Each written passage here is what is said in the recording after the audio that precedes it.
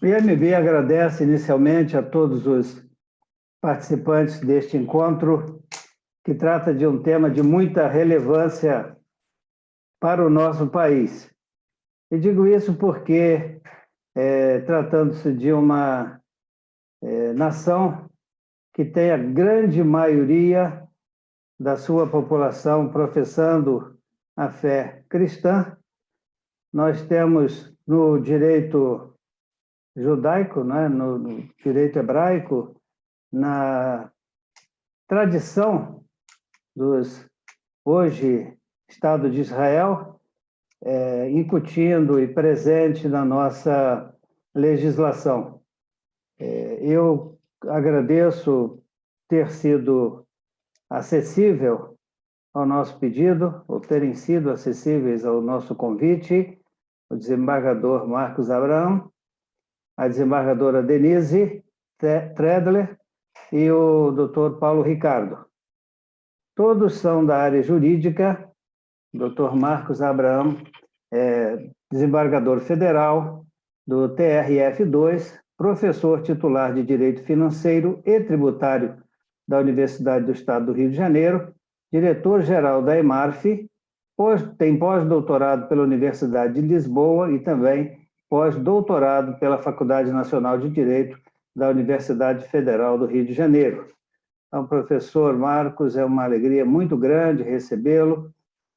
Sabemos que, além desses breves apontamentos sobre a sua biografia, o senhor é o escritor, é profícuo, tanto que nós nos sentimos atraídos pelo tema que dá hoje nome a este evento, Raízes Judaicas do Direito.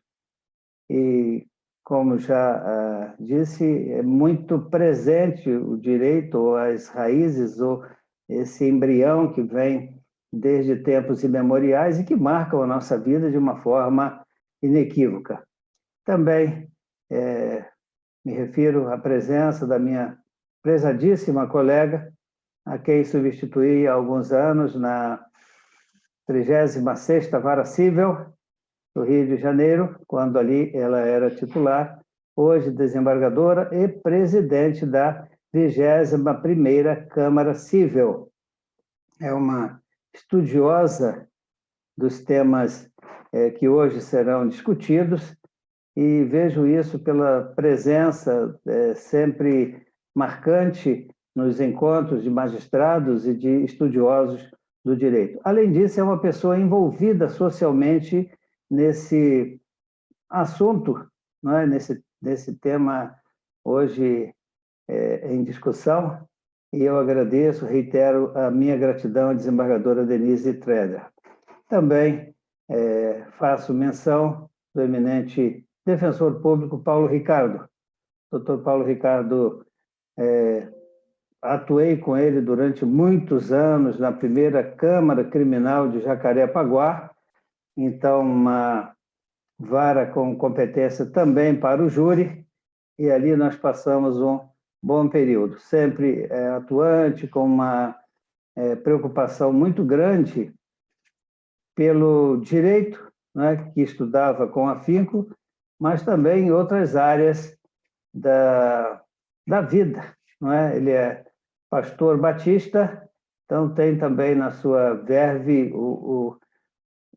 digamos assim, a explicação da Torá para nós evangélicos e para aqueles que professam a fé católica e a doutrina cristã de uma forma geral, o Velho Testamento. Então, nós agradecemos aos três, agradecemos a vocês também que aceitaram o nosso convite, não é? E nós não vamos privá-los, e nem eu quero privar-me de, desde já, ouvir os nossos eminentes convidados. Doutor Marcos, é uma alegria recebê-lo, o senhor tem a palavra para a sua exposição. Muito obrigado. Boa tarde a todos. É uma grande alegria participar deste webinar sobre raízes judaicas do direito. Desde já eu gostaria de agradecer o convite que me foi feito ao presidente do Instituto dos Magistrados do Brasil, desembargador Fábio Dutra, em nome de quem eu cumprimento todos que nos assistem. Eu gostaria de cumprimentar também a desembargadora Denise Tredler e também o Dr. Paulo Ricardo. Importante fazer um esclarecimento.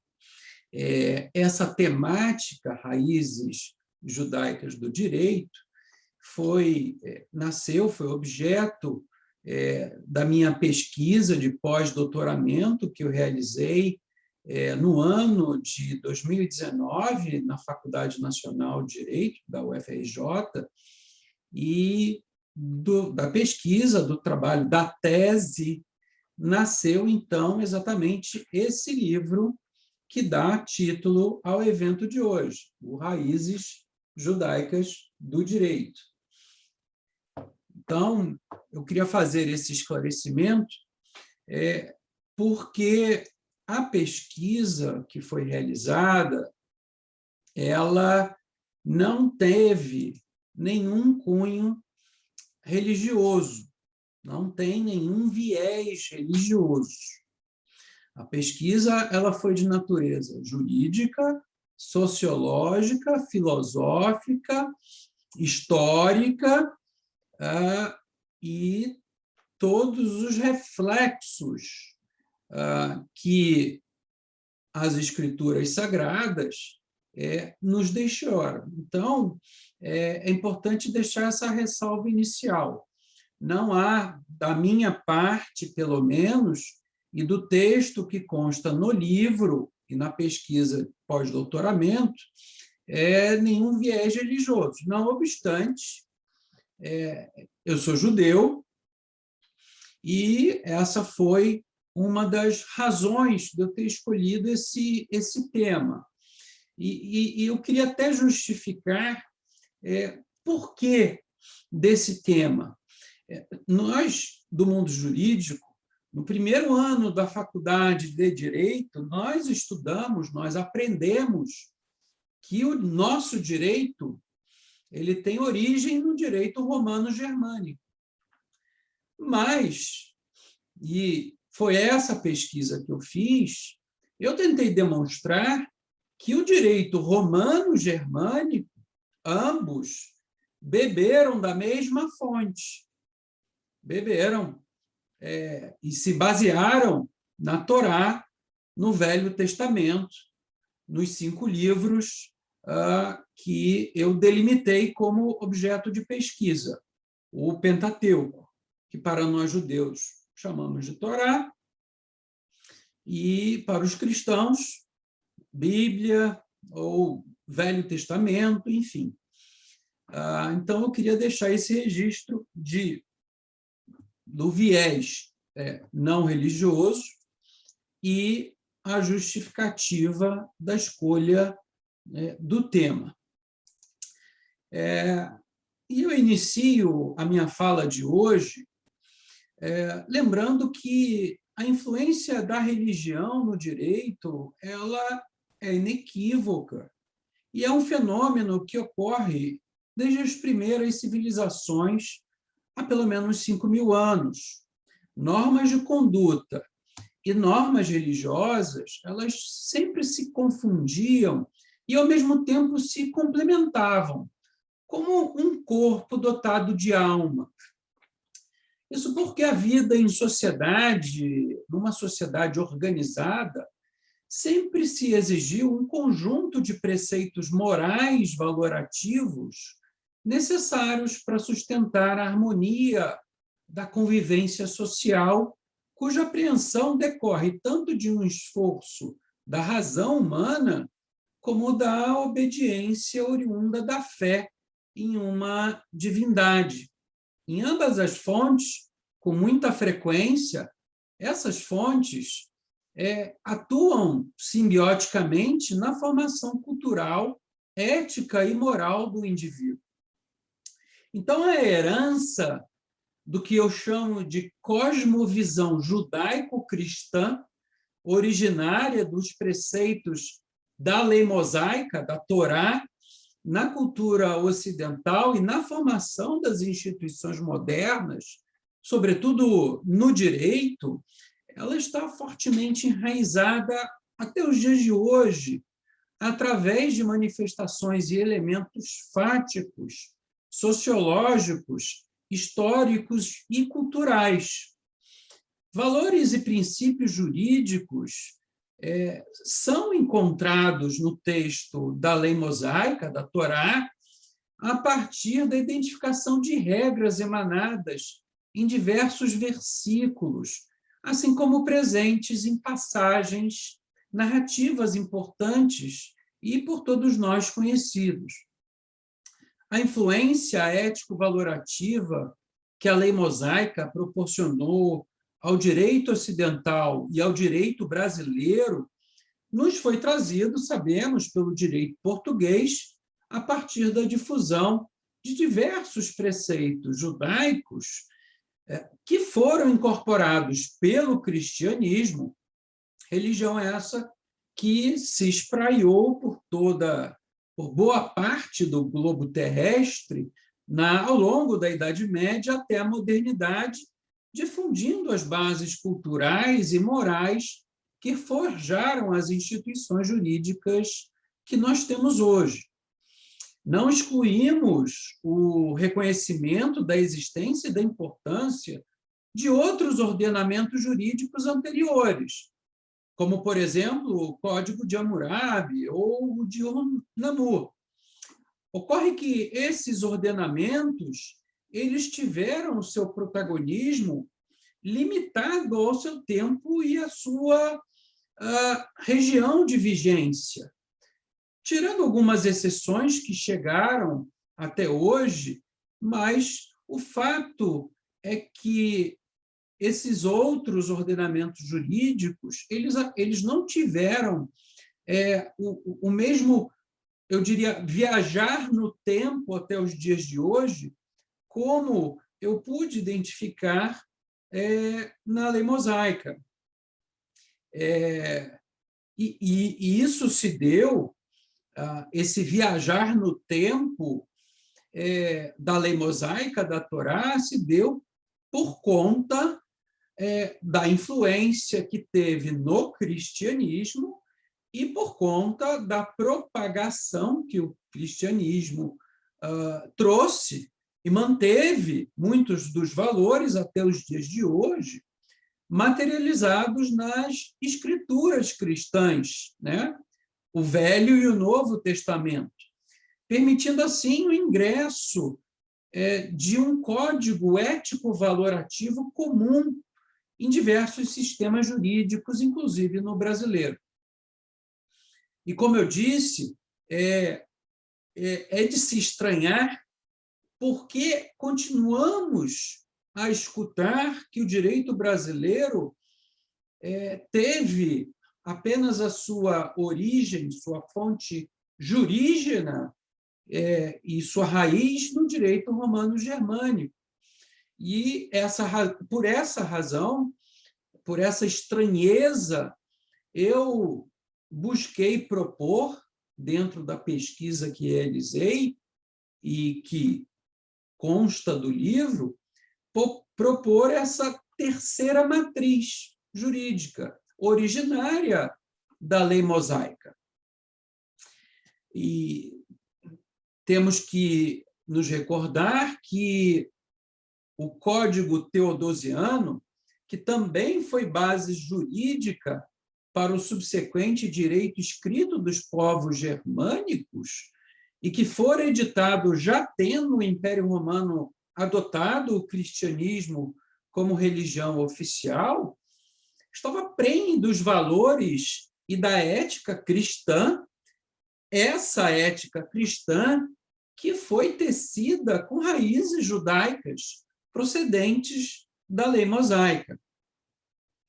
A Igreja, aliás, também havia transmitido os seus dogmas, suas crenças aos povos bárbaros, os germânicos, os suevos, os alanos, os visigodos e os vikings. Daí porque essa mesma influência da Torá também pôde ser identificada na região da Península Ibérica, pelo Código Visigótico, legislação dos bárbaros germânicos, assim como pela legislação islâmica, que esses povos ocuparam aquela mesma região que hoje se encontram Espanha e Portugal. Então, nesse contexto evolutivo, também não podemos esquecer da convergência interreligiosa que se deu, sobretudo na Idade Média, e, nesse momento histórico, na Idade Média, pela interlocução filosófica entre o teólogo Tomás de Aquino e as ideias do rabino Moisés de Maimônides. Esses diálogos, eles renovaram, aprofundaram e difundiram as concepções éticas e morais que herdamos de ambas as religiões e que nos foram trazidas especialmente pela legislação portuguesa, no caso, as ordenações, né, afonsinas, manuelinas e filipinas, essas últimas em vigor no Brasil até a edição do Código Civil Brasileiro de 1916. E aí, em termos históricos e jusfilosóficos, eu gostaria de deixar um registro de algumas coisas que me impressionaram muito. Me impressionou muito identificar, por exemplo, no livro Leviatã, de Thomas Hobbes, assim como no primeiro tratado da obra Dois Tratados sobre o Governo, de John Locke, em ambos, a utilização da lei mosaica para apreciar questões de filosofia política e de teoria do Estado. Também emblemático foi ver Jean-Jacques Rousseau afirmar contundentemente a influência judaico-cristã na visão do mundo ocidental e enaltecer o povo de Israel, sua história, seu sistema de leis, tendo perseverado apesar de todas as adversidades, no que Rousseau adjetivou como, aspas, nas palavras dele, um espetáculo surpreendente e verdadeiramente único. Fechei aspas. Também, a título de registro, Karl Marx e Nietzsche, mesmo cultivando visões antissemitas, ambos não conseguiram deixar de reconhecer, em meio ao ódio destilado contra o povo judeu em seus escritos, mas ambos reconheceram, tiveram que reconhecer a influência judaico-cristã legada ao mundo ocidental. Também George Jelinek, um dos pais do direito público contemporâneo, considerou que dos povos do mundo antigo, o legado de maior predomínio sobre o pensamento moderno teria sido justamente o dos israelitas. Então, apesar da lei mosaica, para além de narrar passagens históricas do povo judeu, passagens essas, ainda que consideradas apenas como metáforas úteis, e, além de nos apresentar uma gama imensa de preceitos sobre diversos aspectos da vida, sobre comércio, sobre matrimônio, sobre a propriedade e outros, contempla a lei mosaica um verdadeiro conjunto de normas ético-valorativas e principiológicas que foram trazidas desde a antiguidade, passando pela Idade Média, até a modernidade, e que hoje permeiam o direito brasileiro. Ao longo da leitura dos 5 livros que compõem a Torá, para os cristãos, o Velho Testamento, e aí eu me limitei, na minha pesquisa, apenas ao Pentateuco, os 5 livros, através de suas passagens que revelam a relação de Deus com os homens e destes entre si, eu pude observar diversas narrativas e dezenas de comandos imperativos cujo conteúdo representa deveres de agir corretamente, orientando o comportamento humano e social dentro de parâmetros éticos e morais, distinguindo o certo do errado, revelando o bem e o mal, apartando o bom do mal e destacando virtudes como bondade, honestidade, justiça e respeito pelo próximo, todos espraiados em distintas circunstâncias ao longo dos 5 livros.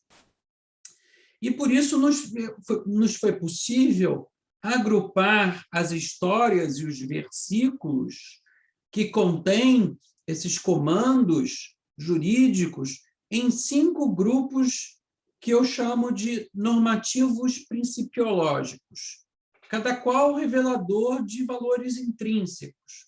Portanto, eu agrupei esses princípios e esses comandos identificados na Torá, na lei mosaica, nos 5 livros, em preceitos que indicam a dignidade da pessoa humana,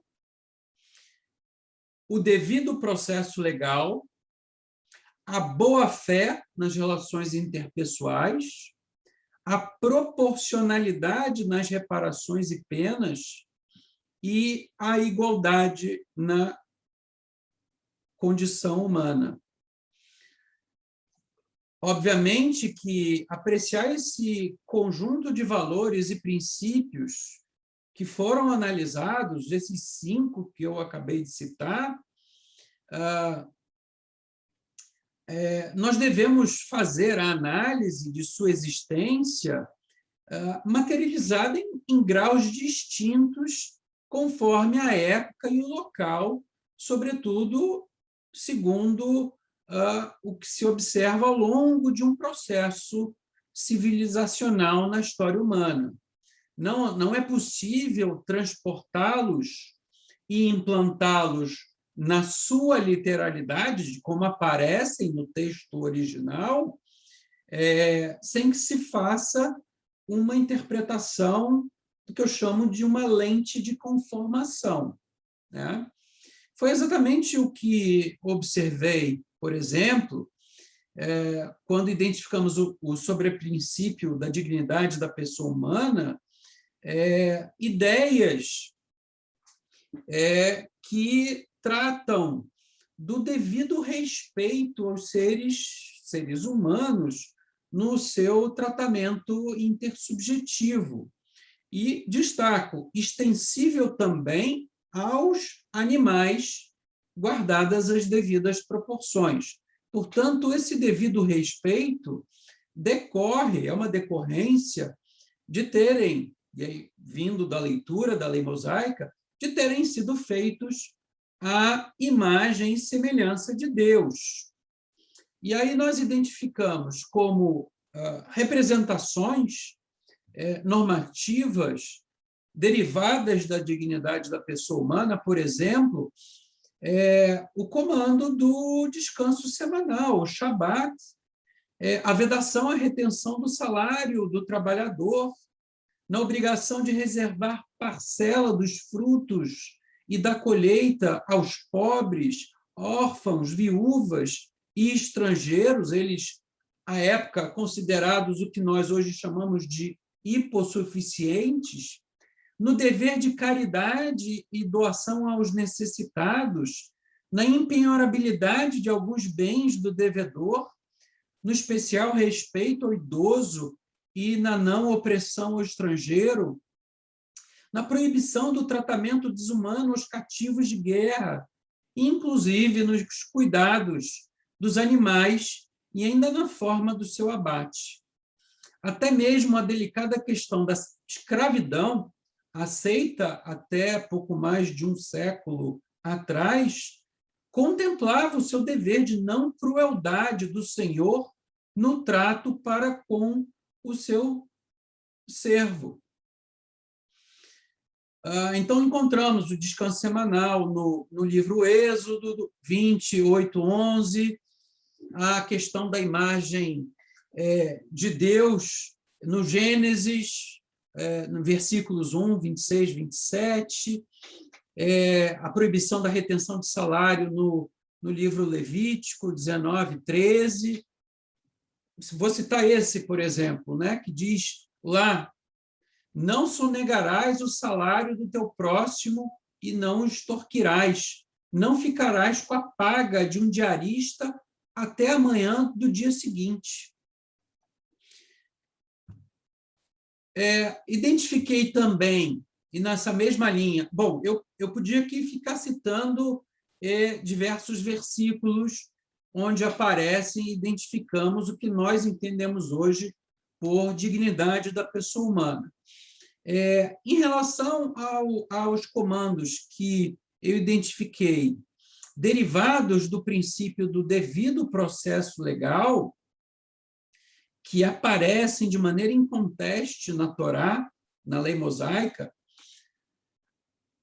aparecem através de dialéticas tipicamente processuais, como aquelas travadas entre Deus e Adão e Eva no ato da expulsão do paraíso, e também com Caim sobre o fratricídio que cometera, além de um conjunto de normas prescritivas de construção de um sistema de justiça, legitimador das decisões nas soluções dos conflitos de interesse e na maneira como os julgamentos deveriam ser praticados. Assim, aparece e está na obrigação de estabelecer tribunais de justiça, contemplando juízes e oficiais, o dever de julgamento independente e imparcial, o tratamento isonômico entre os litigantes, pobres ou ricos, a possibilidade de contraditório e ampla defesa, a proibição do recebimento de suborno, a justa apreciação das provas, a necessidade de investigar, interrogar e inquirir rigorosamente, e a proibição do falso testemunho, todos eles expressamente previstos na lei mosaica. Eu queria até, e aí fazendo um parênteses, propor uma reflexão. Voltando àquele episódio em que Adão e Eva eles são expulsos do paraíso, mas se nós voltarmos ao texto que está na Torá, bom, para quem acredita ou não, mas Deus já sabia de tudo. Afinal, Deus Todo-Poderoso, ele já sabia o que tinha acontecido. Mas mesmo sabendo o que tinha acontecido, ele quis abrir uma dialética processual. Ele quis dar um direito de defesa, ampla defesa e contraditório para Adão e Eva. Né? Em Gênesis 3, 9 e 19, consta: e chamou o Senhor Deus a Adão e disse-lhe: onde estás? A gente sabe que Deus já sabia onde ele estava. Comeste tu da árvore que te ordenei que não comesses? Então Adão disse: a mulher que me deste por companheira, ela me deu da árvore e comi. E disse o Senhor Deus à mulher: por que fizeste isso? E disse a mulher: a serpente me enganou e eu comi. O que a gente percebe dessa singela passagem é que, apesar de já saber o que havia ocorrido, Deus quis dar o devido processo legal para aplicar a pena de expulsão do paraíso a eles, a Adão e Eva. Nós tivemos ampla defesa, tivemos contraditório, tivemos o chamamento de terceiro ao processo, quando Adão falou: foi a Eva que me deu, né? Então, isso num tom de brincadeira, mas, no fundo, essa narrativa ela é tipicamente uma dialética processual. Mesma dialética a gente encontra na passagem, no diálogo de Deus com Caim, em Gênesis 4, 10, 11. E encontramos também a imposição de nomeações de juízes e distribuição de competências. Isso está no livro Êxodo 18, 21, 22. Encontramos também no Deuteronômio 16, 18, juízes e oficiais porais em todas as tuas portas. No Deuteronômio 1,16, diz: e no mesmo tempo mandei a vossos juízes, dizendo: ouve a causa entre vossos irmãos e julgai justamente entre o homem e seu irmão, e entre o estrangeiro que está com ele. Aqui encontramos até o dever de igualdade. A imparcialidade dos juízes, Deuteronômio 1,17, consta lá expressamente: não serás parcial no julgamento, ouvirás assim o pequeno como o grande. Não temas homem algum, não torcerás o juízo, não mostrarás parcialidade, nem tomarás suborno. Enfim, poderia ficar aqui também listando uma série de outros versículos sobre o devido processo legal. Dentro deles, fazendo aqui um parênteses, o que hoje a gente muito discute da fake news, né? Ela já constava na Torá, no livro Êxodo, no versículo 23:1, quando diz: não admitirás falso boato. A vedação a fake news já lá na lei mosaica. A presença do princípio da boa-fé encontramos também em diversas passagens, por exemplo, no Levítico: não enganareis nas medidas de comprimento, peso ou volume, balanças justas, escalas justas. Isso está no Levítico 19:35. No Deuteronômio 25:13, na tua bolsa não terás pesos diversos, um grande e um pequeno. O dever de agir com lealdade, Levítico 19:11, não furtareis, nem mentireis, nem usareis de falsidade, cada um com seu próximo. Então, a gente encontra também um conjunto de preceitos relativos ao dever de boa-fé, de lealdade. Já em relação à proporcionalidade como emanação do que hoje nós chamamos de razoabilidade e ponderação, nós encontramos, por exemplo, a proporcionalidade da pena no livro Êxodo. Em relação à reparação de danos e lucros cessantes, no livro Êxodo 21:19, se dois homens brigam e um deles atinge o outro e a vítima fica acamada, deverá pagar pela perda do trabalho da vítima e prover a sua cura completa. No livro Êxodo 22:5, se alguém fizer pastar o seu animal num campo ou numa vinha e o largar para comer em campo de outrem, pagará com o seu melhor do seu próprio campo e o melhor da sua própria vinha. Até a intranscendência da pena nós encontramos em Deuteronômio 24:16. Os pais não serão mortos em lugar dos filhos, nem os filhos em lugar dos pais. Cada qual será morto pelo seu pecado. E aqui preciso fazer um esclarecimento. Quando nós lemos na lei mosaica, nas escrituras sagradas, essa pena de morte, eu preciso esclarecer que não é a morte física, é a morte espiritual. É, inclusive, o afastamento daquela pessoa da comunidade. Então, é uma morte que não é a morte física, é a morte espiritual. Quando eu li no início, eu fiquei incomodado, mas depois, estudando, através daqueles sábios que interpretaram a Torá, a lei mosaica, eu pude compreender que, então, essa morte não era morte, a pena de morte, mas sim a morte espiritual. Também em relação ao princípio da igualdade na Torá, que deriva, né, principalmente daquela afirmação de que todos os seres humanos foram feitos à imagem de Deus e, portanto, iguais entre si, assim como amar ao próximo como a si mesmo.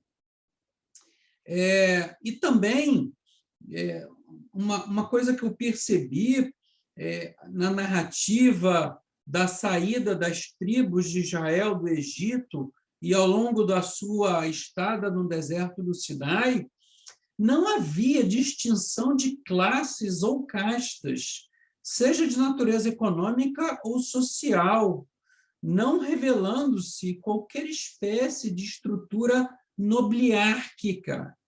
O que havia apenas era uma distinção funcional relativa às atividades sacerdotais. Mas, tirando as atividades sacerdotais, não havia qualquer distinção nobliárquica, como vimos ao longo de toda a história existir. Portanto, a igualdade já imperava no texto e nas narrativas da lei mosaica. Eu já estou caminhando para o final da minha fala, e eu gosto de lembrar de uma frase de um professor de Harvard, Harold Berman, e que ele disse, abro aspas, as metáforas de anteontem são as analogias de ontem e os conceitos de hoje. Pois bem, escondida pelas areias do deserto do Sinai, ou apenas pelas tintas das penas que registraram as escrituras judaicas e cristãs, a lei mosaica nos deixou um legado inquestionável. Muito obrigado pela atenção de todos.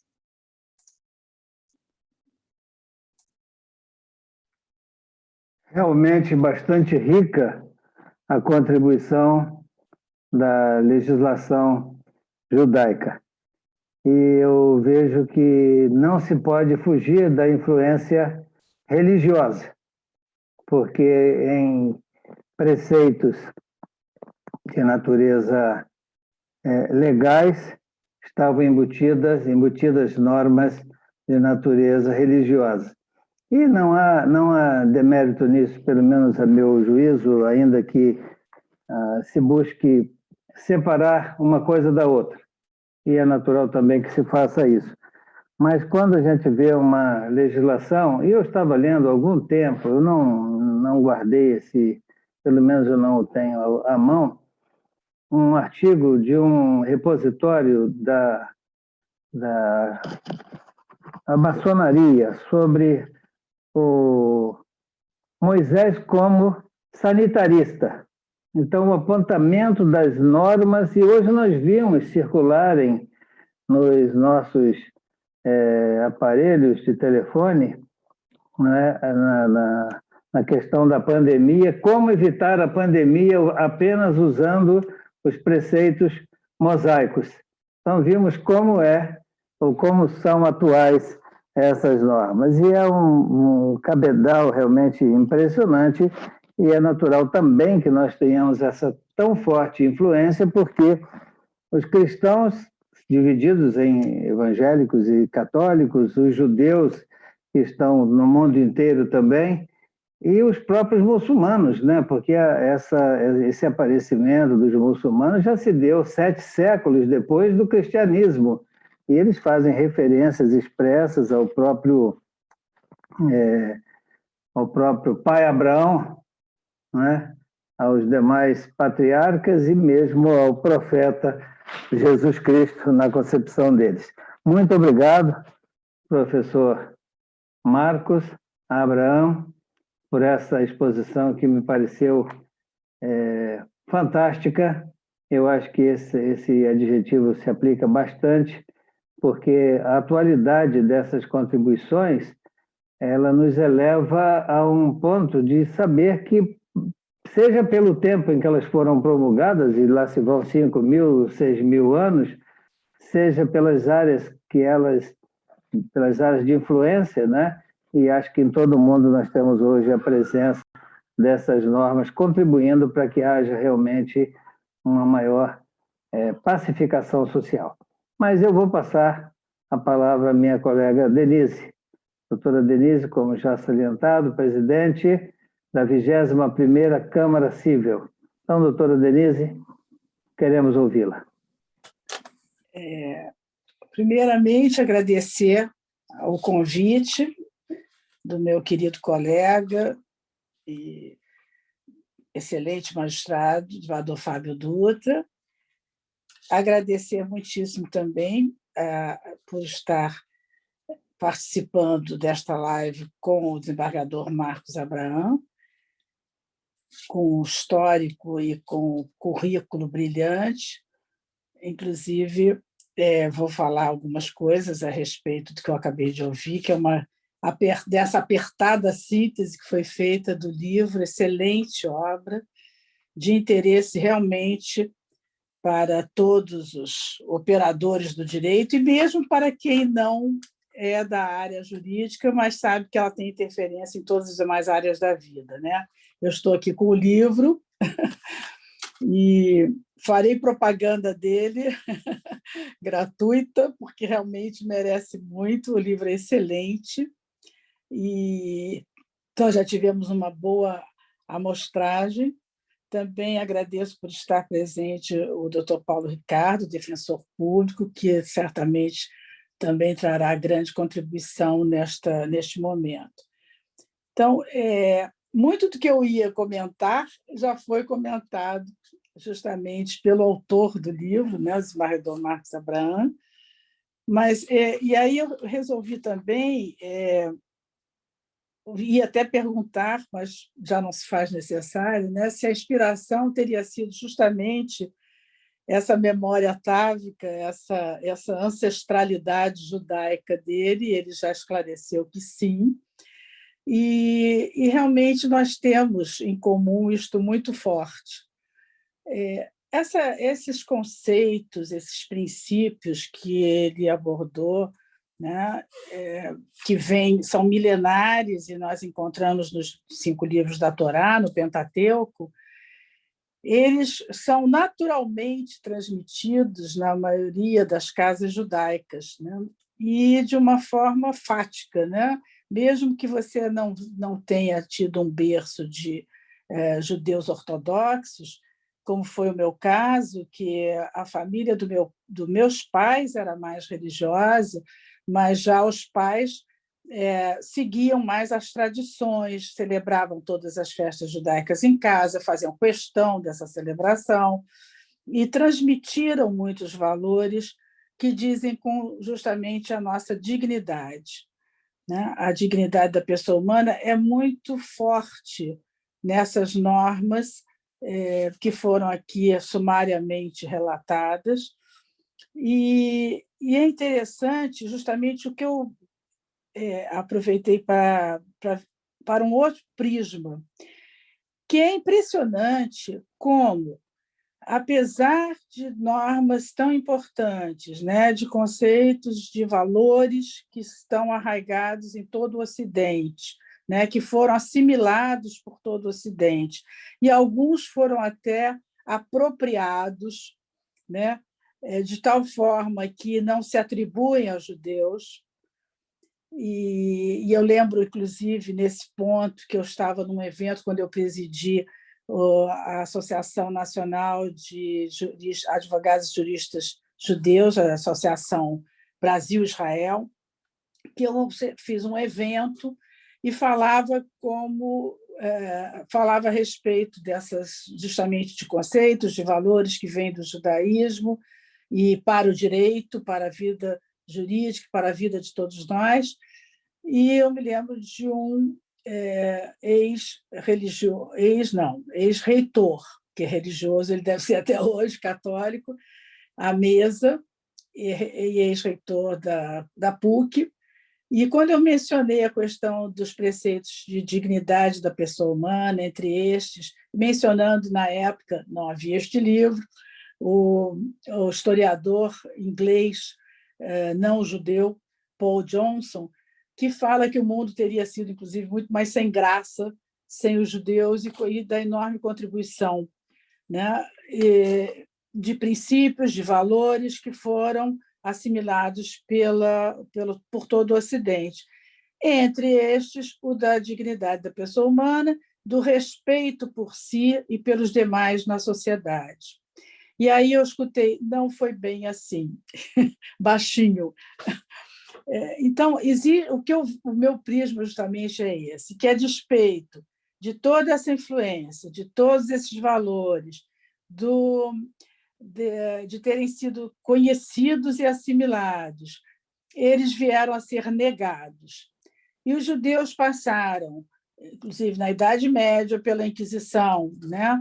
Que uma matança, um genocídio por 300 anos, ou quase isto, e em nome de religião. Então, é impressionante. E essas matanças, esses genocídios, eles se repetiram, como nós vimos na fase do nazismo, né? No período de 5 anos, foi o maior genocídio, um crime praticado, na verdade, contra a humanidade, que aconteceu porque houve muita omissão. Então, a despeito de todos esses valores, a despeito de toda esta contribuição para a humanidade, os judeus foram e continuam sendo até hoje, como estamos vendo agora com países e povos que não aceitam a existência do Estado judeu, o Estado de Israel. Então, é o único povo ao qual é negado, por alguns, o direito à sua nação. Então, a despeito de toda essa contribuição, friso, nós vemos repetidas perseguições e mesmo a barbárie. Né? A barbárie nazista é inigualável. E nós vemos, não apenas hoje, pessoas que negam a existência do nazismo, a existência dos campos, quando há milhares de comprovações, de provas, né? de listagens feitas pelos nazistas.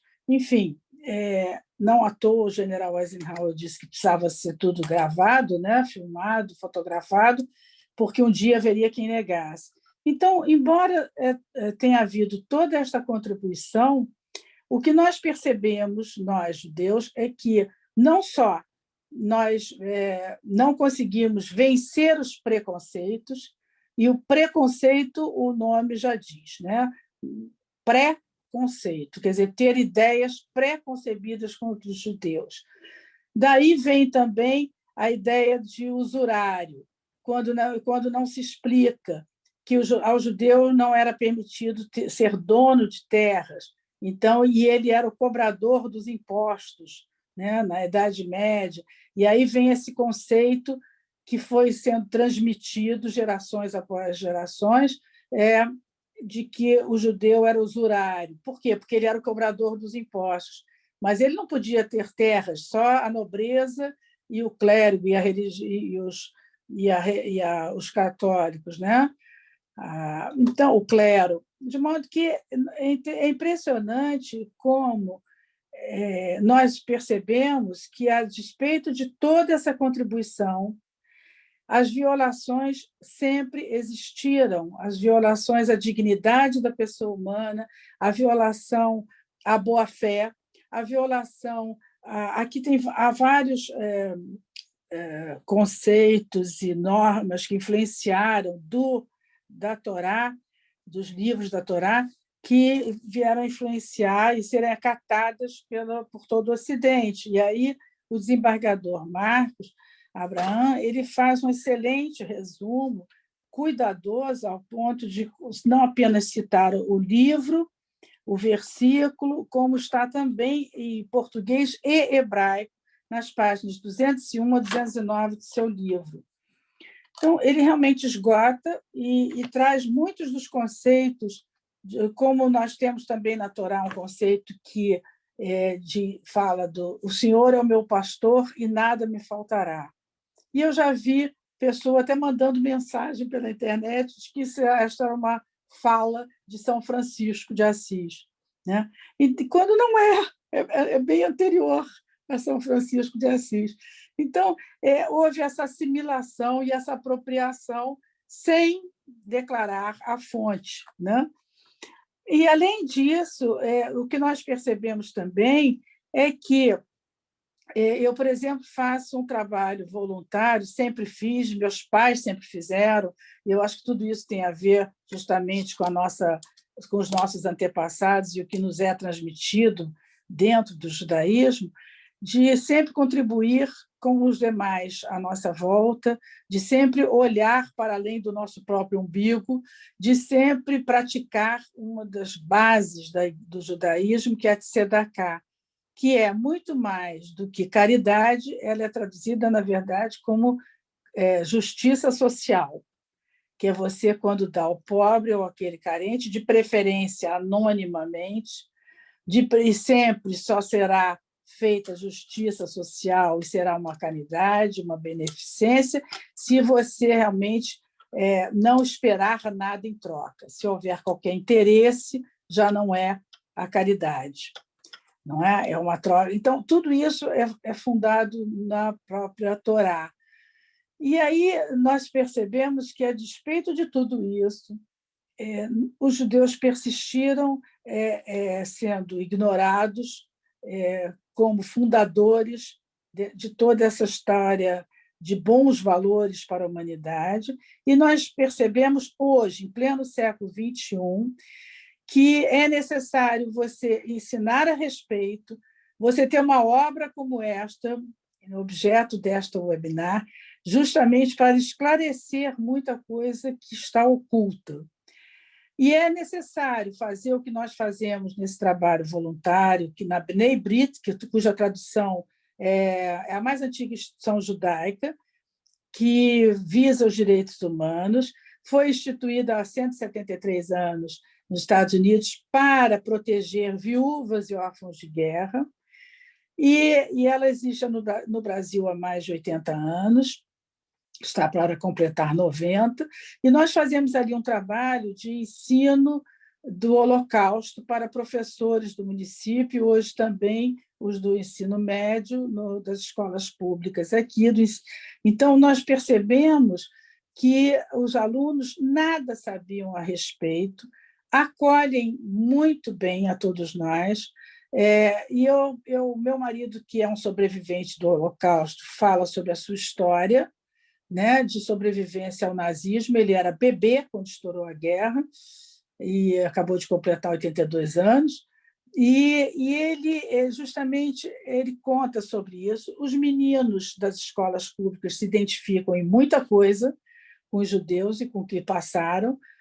E eu aproveito o gancho e faço uma exposição, uma apresentação em computador e comentários, justamente sobre as gravíssimas violações de direitos humanos no período da guerra, quando foram mortas ou assassinadas 1,5 milhão de crianças, né? Quando foi negado o direito a mulheres, homens e crianças de terem uma vida em nome de uma raça pura ariana, coisa que não existe.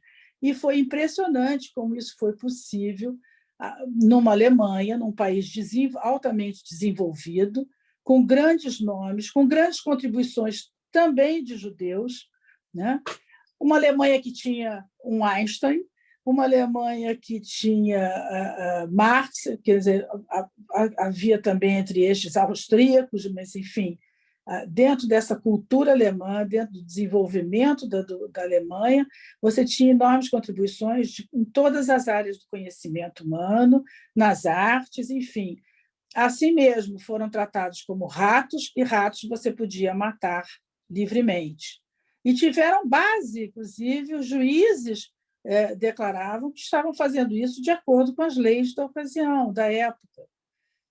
Então, é importante que nós não só tenhamos sempre a memória desses fatos, desses crimes contra a humanidade, e que a humanidade permitiu, por omissão, que eles acontecessem, como nós hoje convocamos os professores a não permitirem, a não criarem alunos que sejam pessoas omissas diante do bullying em relação ao colega, diante dos problemas graves que um colega passa, que um jovem passa nas favelas do Rio de Janeiro, que são muitas, e os professores lidam com essas crianças, com esses jovens e com os problemas todos que eles têm. Alguém pode dizer, mas não cabe isso aos professores? Lamentavelmente cabe. Por quê? Porque muitas dessas famílias, das comunidades, não têm condições de dar uma boa educação. E muitas vezes são famílias muito desestruturadas. E elas delegam, ou simplesmente delegam à escola, ao professor, a educação dos filhos. Então, vejo nesse... Eu queria concluir, porque eu sei que meus 10 minutos estão terminando, dizendo da importância de nós realmente transmitirmos a história e transmitirmos esses valores que estão consignados neste livro e que esclarecem muito do que tem sido omitido de raiz judaica das leis. Aqui se trata de boa-fé, aqui se trata do problema da questão de não cobrar juros, aqui se trata de não comer também da dignidade das criaturas, de não se comer o sangue da carne, porque sangue é vida. Tudo isso é trazido neste resumo final dessa excelente obra do desembargador Marcos Abraham, que realmente é muito oportuna em pleno século XXI, porque muito do que aqui está, desse trabalho de excelente pesquisa, aprofundada pesquisa, muito do que aqui está, e que é de fácil leitura, é desconhecido. E nós sabemos que aquilo que se esquece é repetido. Por isso, é muito importante nós guardarmos essas lições milenares e não esquecer da dignidade da pessoa humana e da dignidade que veio a partir de muitos milênios com o próprio judaísmo. Obrigada. Obrigado a você, Denise. Com certeza a sua intervenção abrilhantou muito o nosso encontro. E eu havia esquecido de dizer que você também foi promotora de justiça antes de ir para a magistratura, né? E é interessante que, durante um tempo, você passou por lá até vir para a magistratura de carreira do nosso tribunal. E também sobre esse trabalho, mas eu comentei, embora eu não tenha me atrevido a falar essa Bnei Brit aí, né? Que você há 20 anos já atua como voluntário na colaboração, né, construtiva para aqueles menos favorecidos, e isso é realmente muito relevante. Eu gostaria também de parabenizá-la por isso. Não é? Você tem um currículo excelente, você tem um conhecimento excelente, você põe em prática aquilo que você estuda. Eu acho que realmente, para que nós não esqueçamos o passado, seja ele bom ou ruim, é preciso que nós estejamos atentos para que os eventuais erros não se repitam. Obrigado. Doutor Paulo Ricardo, meu prezado amigo, defensor público, agora eu acho que já está no 2º grau de jurisdição, né? Nós há muitos anos nos afastamos por força das injunções das carreiras, mas continuo admirando muito Vossa Excelência e gostaria também de ouvir neste momento suas considerações a respeito do tema. Boa tarde a todos. Eu sou Fábio Dutra. Durante muitos anos atuamos juntos ali na 1ª Vara Criminal de Jacarepaguá. Se não me engano, foram 6 anos de atuação conjunto, até que Vossa Excelência foi promovido, e então ficamos ali, atuando por mais um tempo. Depois, posteriormente, em 2019, sai 1 ano e meio atrás, tivemos a graça de sermos promovidos, né, pela Defensoria Pública, e hoje nós atuamos ali junto à 20ª Câmara Civil do Tribunal de Justiça. E doutor Marco Abrão, uma grata satisfação, uma grande surpresa, porque nessa trajetória, já vou falar, de vida no direito, nós sempre percebemos uma certa influência aí muito forte do judaísmo, do direito hebraico, da lei mosaica, e em vários preceitos, inclusive a dignidade da pessoa humana, né, e dos animais, que agora, recentemente, a legislação veio a proteger de uma forma mais intensa os animais. Doutora Denise Tendler, foi um prazer também, é um prazer conhecê-la e ouvi-la. E que linda história saber que seu marido é um sobrevivente, e eu costumo dizer que são pessoas que nós devemos nos inspirar, esses sobreviventes do Holocausto, não só do Holocausto, mas de outras tragédias humanas e mundiais, porque elas representam a luta e o desejo de viver e a valorização da própria vida. Bom, sobre o tema de hoje, eu, como estudante de Direito, já nos tempos de faculdade, eu estudei em uma universidade católica, e então nossa base toda era o direito romano. E sempre que eu indagava alguns professores sobre... Me parece que esse preceito, esse artigo, esse entendimento tem muito mais a ver com o próprio... com a própria Bíblia, vamos dizer assim. Na época, a gente não tratava de direito hebraico, a gente chamava de...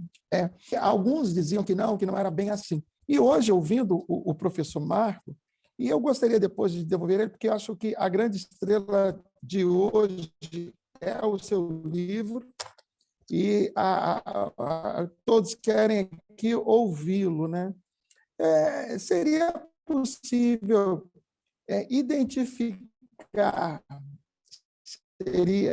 vou deixar essa pergunta e vou deixar parte do meu tempo para que o senhor também responda. Seria possível identificar no Brasil, alguma corrente, ou pensamento, ou linha de pensamento, que, de forma sutil ou expressa, tente excluir a influência do direito hebraico sobre o direito brasileiro? Isso é possível? Ou a exclusão de qualquer tipo de influência é sutil, de forma que essa negação e esse aparente esquecimento não seja percebido por todos? Porque quando a doutora Denise explanou, o nazismo foi claramente um ataque frontal aos hebreus, aos judeus. Seria possível nós identificarmos no país alguma corrente doutrinária que expressamente o exclui? Seria essa uma das perguntas. A outra que eu gostaria de ampliar também e ouvi-lo é na questão da dignidade da pessoa humana. A doutora Denise nos disse que há um instituto nos Estados Unidos que já tem quase 175 anos, ou seja, é bem anterior a qualquer Declaração Universal de Direitos Humanos. Seria possível nós identificarmos dentro do direito hebraico, comparado com o direito universal da dignidade da pessoa humana, e agora mais precisamente no Brasil, qual seria esses incisos, ou esses artigos, ou esses versículos bíblicos que expressamente protegem? Eu sei que Vossa Excelência já mencionou em sua explanação, sua primeira parte, esta explanação. E um pouco mais sobre o devido processo legal, à luz ali da divisão que Moisés fez daqueles capitães de 10, de 50, de 100 e de 1000, e sendo ele a autoridade máxima no sentido de ter a última palavra, depois de julgado daquele que tinha competência mínima. Eu entendo que aí há uma distribuição clara de competência, as pessoas que, dependendo do conhecimento ou de sua influência, eles poderiam julgar pequenas causas, médias e as grandes causas, e não sendo possível. E o contraditório no decálogo. Então, a minha explanação hoje, professor, prefiro chamá-la assim, porque estamos em aula, seria basicamente nessas 3 perguntas. E dizer que eu estou realmente impressionado, porque eu sempre percebi essa tentativa, né? Na minha faculdade era mais expressa, era mais contundente, no sentido de se afastar qualquer tipo de influência do chamado direito religioso. Porque hoje no Brasil se vive um entendimento de que a religião e o Estado devem ser separados. E, na verdade, o homem é um ser religioso. Por mais que ele não tenha uma religião, ele é, por natureza, um ser voltado para as questões pessoais, as questões metafísicas, transcendentais. Então, eu me sinto extremamente lisonjeado de participar desta palestra e cedo, eu não sei como seria a distribuição, esse meu restante de tempo para que Vossa Excelência possa explicar e nos direcionar acerca dessas 3 perguntas que fiz. Muito obrigado. Não, desembargador Marcos, pode ficar à vontade. Então, para que o senhor faça a abordagem das questões suscitadas pelo debatedor Paulo Ricardo, querendo fazê-lo. Obrigado, desembargador Fábio. Antes de tudo, eu quero agradecer as palavras que foram tecidas pela desembargadora Denise. Agradeço também as colocações feitas pelo Dr. Paulo Ricardo. Tentando responder as 3 perguntas, a primeira, o que eu posso dizer é que existe ainda, e existe no Brasil, antissemitismo. Isso é um fato. Não vou ficar citando exemplos, mas o antissemitismo ele existe. E se ele existe, isso acaba tendo um reflexo também no mundo jurídico. E, especificamente em relação a correntes jurídicas, eu desconheço. Como eu coloquei,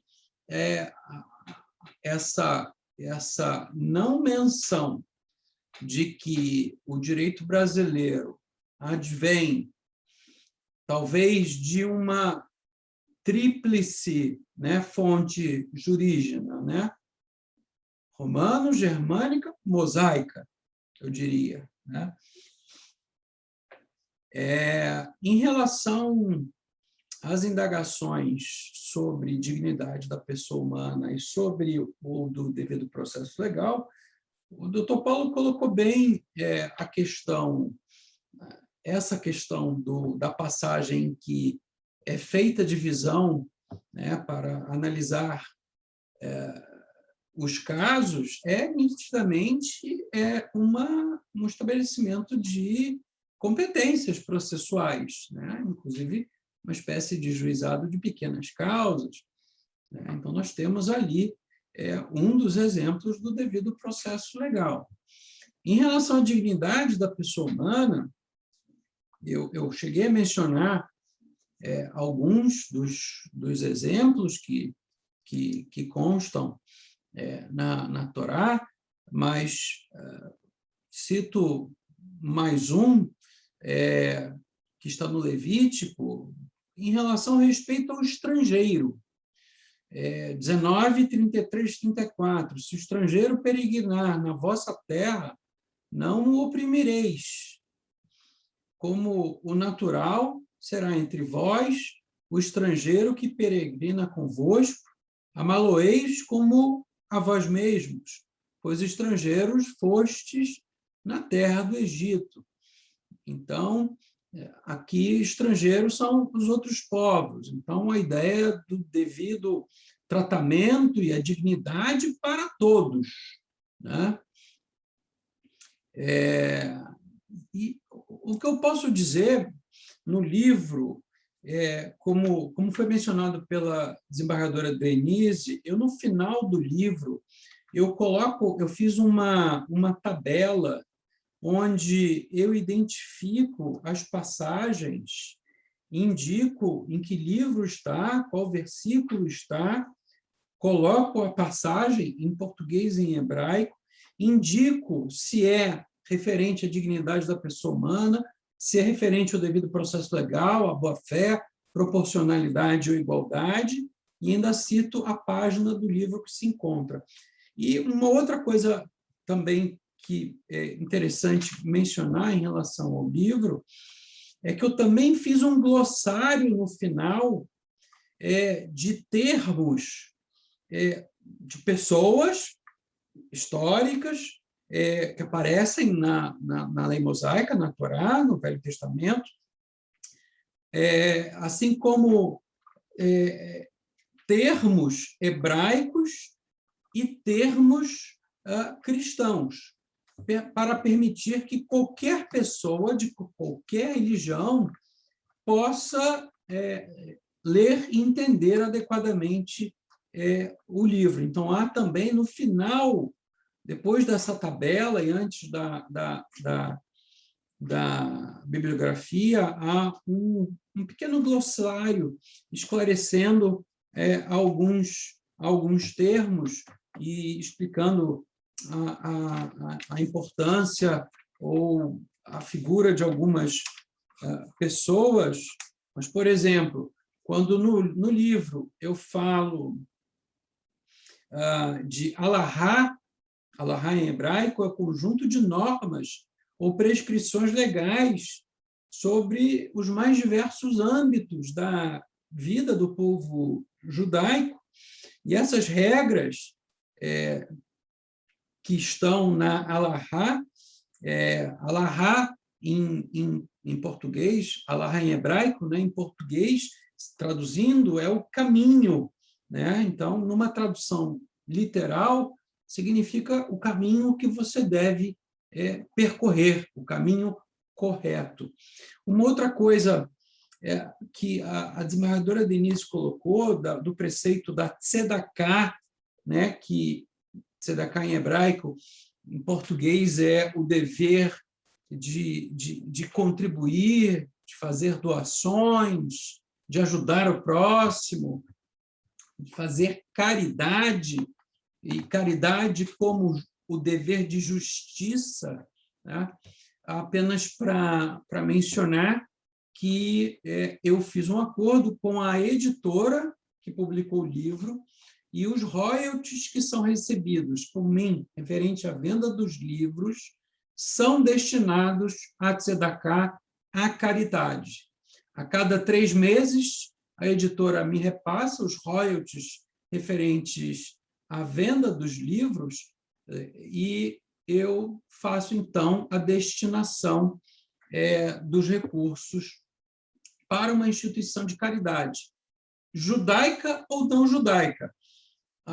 Do primeiro trimestre, por exemplo, apenas para citar, foram recursos destinados ao INCA para a compra de alimentos, medicamentos, leite para o Instituto do Câncer. Foi organizado por uma instituição judaica essa doação, que é a instituição da Vitsu. Através da Vitsu, que é uma organização de mulheres que realizam atividade assistencial judaica, através da Vitsu, nós fizemos a doação para o INCA. Depois eu fiz para uma outra instituição judaica chamada Frauenverein, que é uma instituição também assistencial. Então, esse dever de caridade que já está previsto na Torá, eu tento atender em outras formas, mas também especificamente em relação aos royalties. É pouca coisa, royalties de livro. Livro no Brasil vende muito pouco, royalties não passam de 10%, mas o pouco que eu recebo das vendas desse livro é destinado à tzedakah, à caridade. E, bom, o que eu tenho a dizer, e talvez para encerrar, é agradecer muito a oportunidade de estar aqui hoje com uma mesa virtual de ilustres, desembargadora Denise, doutor Paulo, desembargador Fábio, participar de um evento organizado pelo Instituto dos Magistrados do Brasil. É uma alegria, uma honra poder participar. Portanto, foi um final de tarde e início de noite, para mim, muito feliz, muito gratificante. E, se me permitirem, eu mostro mais uma vez o livro, que está em qualquer livraria física, ou principalmente nas virtuais, né, eletrônicas, Amazon, Americanas, todo site que vende livros tem livro, e temos um livreiro aqui no Rio que nos atende no mundo jurídico, conhecido do mundo jurídico, que é o Wilson, e ele faz um trabalho diferenciado que ele, antes de entregar, ele pelo menos tenta fazer, ele colhe. Se vocês receberam um livro sem o autógrafo, tem que reclamar com o Wilson. Eu normalmente faço, ele vem antes aqui, pega a minha dedicatória e entrega o livro. Mas agradeço muito a oportunidade. Denise, você recebeu o seu autografado? Não recebi autografado. Porque não comprou com o Ilcinho. O Ilcinho Mas ele me atendeu rapidamente, como eu queria. Ele foi ótimo e deixou aqui na minha casa, no mesmo dia. Excelente. Eu ainda não me acostumei, aliás, para dizer a verdade, eu nem me lembro de ter assistido a nenhum lançamento de livros feito virtualmente, né? E eu fiz alguns nesse período que eu estou na presidência do IMB. E ainda espero fazer, ainda que um pouco atrasado, que esse novo normal volte logo para que nós possamos estar reunidos e tomando acesso dessa obra que eu tenho certeza é excelente. Eu não comprei, eu confesso que, aliás, eu já confessei aqui que eu estou num ritmo diferenciado, doutor Paulo. Chegou gente nova aqui em casa, então eu agora sou pai das madrugadas, eu sacudo o neném, eu ajudo aqui a madame a ver a nossa princesa bem feliz o tempo todo. Mas tenho muito interesse, é um assunto... Eu estive até hoje selecionando aqui algumas obras a respeito do assunto, e é vastíssimo material, mas tenho certeza que a obra do professor Marcos Abraham é o diferencial, e eu me comprometo não só a adquiri-la, como a propagar também, e inclusive a colocar na revista do IMB, a revista Imverbes,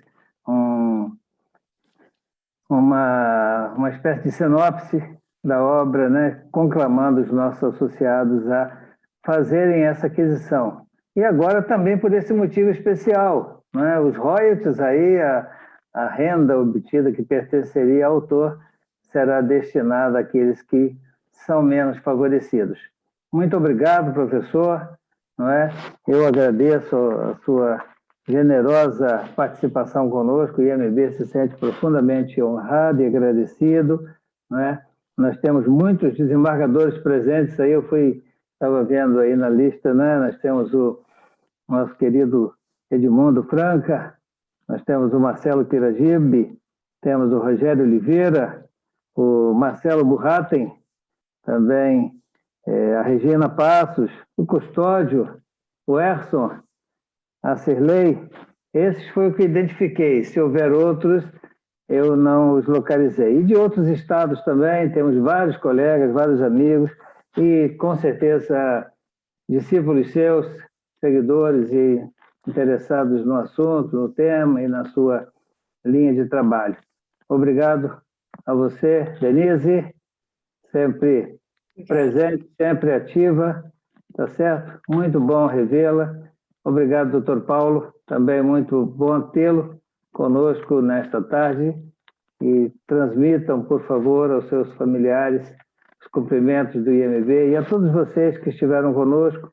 Se seu nome também não foi citado, sinta-se abraçado, e a razão do sucesso do IMB é efetivamente a sua presença conosco. Muito obrigado a todos, desejo uma excelente noite e vamos em frente.